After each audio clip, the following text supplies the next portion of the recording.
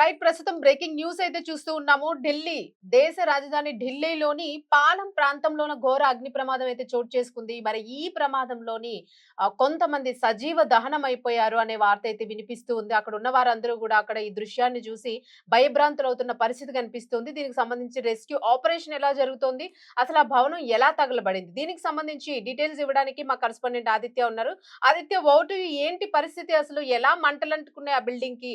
అది అంటే ప్రజలు ఉండే భవనమా? లేదా కమర్షియల్ భవనమా? ఏంటి పరిస్థితి ఎలా ఉందక్కడ? రైట్. శౌర్య గారు, ఈ మధ్య దేశవ్యాప్తంగా కూడా చాలా చోట్ల ఫైర్ యాక్సిడెంట్లనేవి చూస్తూ ఉన్నాం.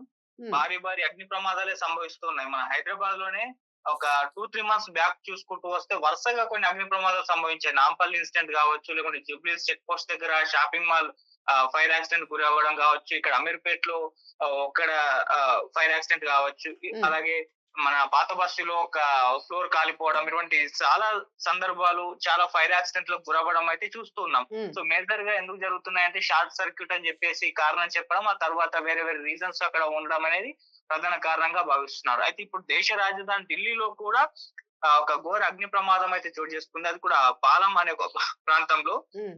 ఇది మెట్రో స్టేషన్ సమీపంలోని లేన్ నంబర్ 2 లోని 4 అంతస్తుల నివాస భవనంలో ఈ ప్రమాదం అయితే సంభవించింది.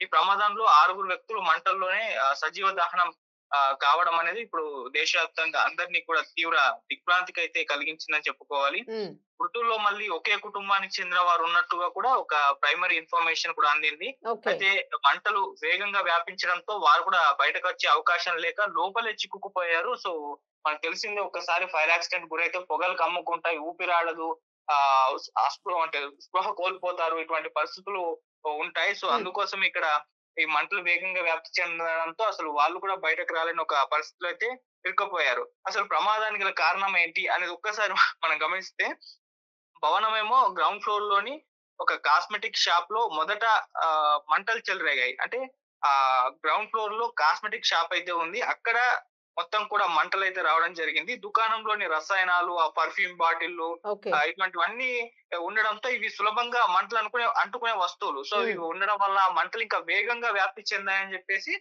తెలుస్తుంది. హ్మ్. ఒక్కసారిగా మంటలు నిమిషాల వ్యవధిలోనే పై అంతస్తులకు కూడా ఉవ్వెత్తున ఎగిసిపడ్డాయి. సో హ్మ్. ఒక్కసారి ఫైర్ యాక్సిడెంట్ గురైతే మంటలు అక్కడ ఏదన్నా ఈజీగా కాలిపోయే వస్తువులు గనక ఉండుంటే, మంటల్ని ఇచ్చేసే వస్తువులు ఉండుంటే అది ఈజీగా ఇంకెక్కువగా ఉవ్వెత్తున మంటలు చెలరేగుతూ ఉంటాయి. అవును. అటువంటివి ఇక్కడ పర్ఫ్యూమ్ బాటిల్లు, ఆ రసాయనాలు ఉండడంతో వాటిని అంటుకుంటూ ఈ మంటలు ఎగిసిపడ్డాయితే జరిగింది.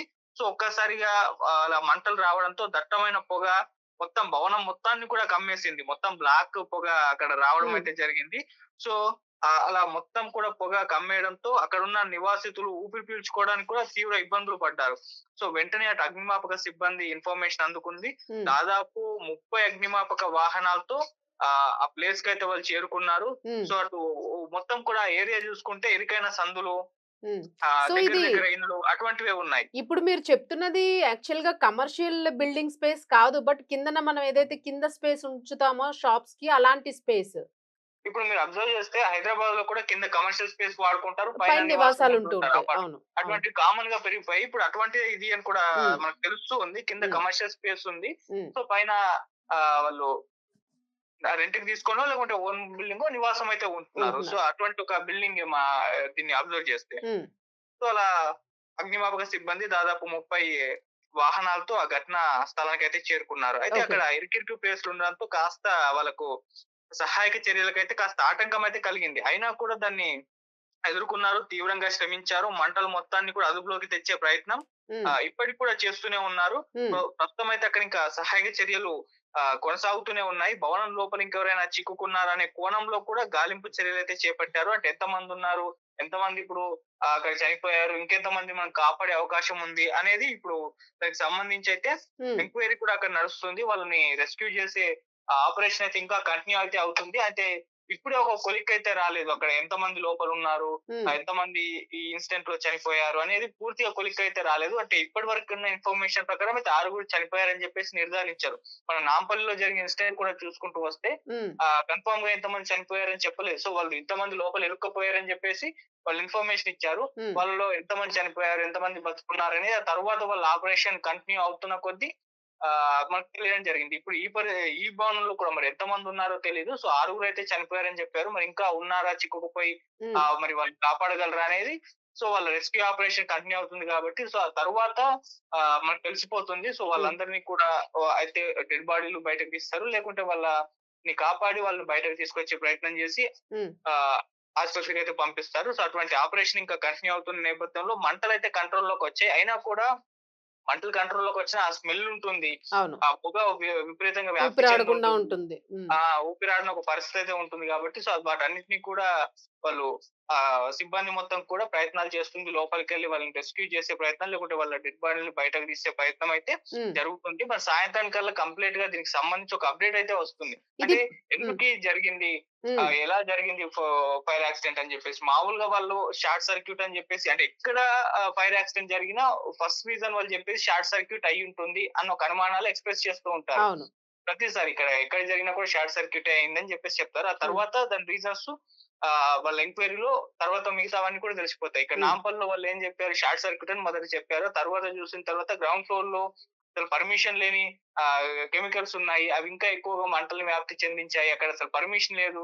ఓనర్ పైన చర్యలు తీసుకోవాలని చెప్పేసి అప్పుడు సిబ్బంది హెడ్ మాట్లాడడం అయితే జరిగింది. అలా చాలా చోట్ల మొదట షార్ట్ సర్క్యూట్ అని చెప్పినప్పటికీ ఆ తర్వాత కొన్ని వేరే వేరే రీజన్స్ కూడా ఉంటాయి. సో, ఇక్కడ కూడా అక్కడ కెమికల్స్, రసాయనాలు ఉన్నాయని అంటే అది పర్ఫ్యూమ్ షాప్ గాబట్టి అవి ఎక్కువగా మండించే అవకాశం ఉంటుంది గాబట్టి సో, ఆ షార్ట్ సర్క్యూట్ కాగానే విపరీతంగా వ్యాప్తి చెందాయి. మరి అదే హ్మ్. రీజనా? ఇంకా వేరేమన్నా రీజన్ ఉందా అనేది సో, ఇది కంప్లీట్ రెస్క్యూ ఆపరేషన్ అయిపోయిన తర్వాత వాళ్ళు తెలుస్తుంది.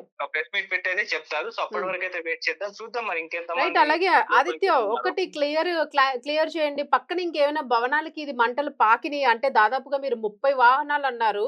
సో, హ్మ్. 30 ఫైర్ ఇంజిన్ వెహికల్స్ అనంటే నిజంగానే చాలా పెద్ద యాక్సిడెంట్‌గా మనం భావిస్తూ ఉంటాం. హ్మ్. సో, ఆ హైట్ ఉందా బిల్డింగు? అలాగే పక్కకి ఏమైనా ఇవి పాకి ప్రమాదం జరిగిన పరిస్థితులేమైనా అక్కడ మనకు తెలుస్తూ ఉన్నాయా? ఏమైనా విషయాలు అవి తెలిసినాయా మనకి? ఒకసారి ఆ విజువల్స్ కూడా వైరల్ అవుతున్నాయి. మీరు అవును. అబ్జర్వ్ చేస్తే ఆ విజువల్స్‌లో ఆ ఒక్క బిల్డింగ్ మాత్రమే హైట్ ఉంది. కాలిపోతుంది. హ్మ్. పక్క బిల్డింగ్‌లో పైన ఫ్లోర్‌లో మనుషులుండి దీన్ని చూస్తూ ఉన్నారు. హ్మ్. టోటల్ ఒక్క బిల్డింగ్ మాత్రమే తగలబడిపోతుంది. హ్మ్. అటుపక్క బిల్డింగ్‌లున్నాయి, ఇటుపక్క బిల్డింగ్‌లున్నాయి. నిచ్చెన లేసి లోపలికెళ్తున్న ఆ విజువల్స్ కూడా మనం అబ్జర్వ్ చేయొచ్చు. రైట్. సో, ఆ సందు కూడా ఎంత ఇరుగ్గా ఉందో మొత్తం పబ్లిక్ ఆ వెహికల్స్‌తోనే నిండిపోయింది. హ్మ్. ఇటుపక్క బిల్డింగ్ మీద మనుషులున్నారు. అటుపక్క బిల్డింగ్ మీద మనుషులుండి చూస్తున్నారు. అంటే సిబ్బంది కూడా కొంతమంది ఎక్కి అటువైపు నుంచి ప్రయత్నాలైతే చేస్తున్నారు. అసలు ఏం జరుగుతుందని చూస్తూ ఉన్నారు. హ్మ్. కొంతమంది భయంతో కూడా బయటకొచ్చేసారు. సో, ఆ ఒక్క బిల్డింగే తగలబడిపోతున్నట్టుగా మనకైతే స్పష్టంగా కనిపిస్తూ ఉంది. హ్మ్. పొగలు కూడా ఏ రకంగా వ్యాప్తి చెందాయో అవన్నీ కూడా విజువల్స్‌తో మనం క్లియర్‌గా కూడా హ్మ్. చూడొచ్చు. మన సైడ్ ప్యానెల్‌లో కూడా విజువల్స్ మనం చూపిస్తాం కూడా. రైట్. సో, అక్కడ అబ్జర్వ్ చేయొచ్చు. ఆ ఒక్క బిల్డింగ్ మాత్రమే కంప్లీట్‌గా తగలబడిపోయింది. మిగతా 2 పక్కకున్న 2 బిల్డింగ్‌లు కూడా ఆ బిల్డింగ్ కంటే తక్కువే ఉన్నాయి. హ్మ్. చిన్నగానే ఉన్నాయి. హ్మ్. సో, అక్కడ ఉండి చూస్తున్నారు అసలు ఏం జరుగుతుందా అని చెప్పేసి పక్క బిల్డింగ్ వాళ్ళు కూడా. హ్మ్. So, right. అంటే అవి వ్యాప్తి చెందకుండా మరి వెంటనే అగ్నిమాపక సిబ్బందొచ్చి వాటిని కంట్రోల్‌లోకి తీసుకురావడం అయితే జరిగింది. అక్కడ మంటలు లేవు. ఓన్లీ పొగ మాత్రం కనిపిస్తూ ఉంది. విపరీతంగా హ్మ్. కమ్మేసింది. అది మనం అబ్జర్వ్ చేయొచ్చు. హ్మ్. రైట్. సో, ఈవినింగ్ కల్లా ఇది క్లియర్ అయిపోతుంది. సో, ఆ తర్వాత వాళ్ళు ప్రెస్ మీట్ పెట్టి ఎంత నష్టం జరిగింది? అనేది చెప్పే ఎంతమంది అవకాశం ఉంది. చనిపోయారు? ఏంటి కారణం ఏంటనేది మరిన్ని వివరాలైతే బయట పెడతారు. Right. Thank you Aditya. Thank you. So, ఇది ఢిల్లీలోని జరిగిన ఫైర్ యాక్సిడెంట్స్‌కి సంబంధించిన breaking and latest update. So, దీనికి సంబంధించి మరిన్ని లేటెస్ట్ అప్డేట్ అయితే రావాల్సిన ఇది ఉంది. ఎందుకంటే దాదాపు ఇప్పటికి 6 మంది సజీవ దహనం అయిపోయారు అనే వార్తనైతే వింటూ ఉన్నాము. దట్టమైన పొగ మనకి విజువల్స్‌లో కనిపిస్తూ ఉంది భయంకరంగాను. అసలు ఎందుకు ఈ ఫైర్ యాక్సిడెంట్ జరిగింది? ఇది షాప్‌లో జరిగిందేనా? లేదా పైన ఉన్న ఇంటిలోనే ఏదైనా జరిగిందా?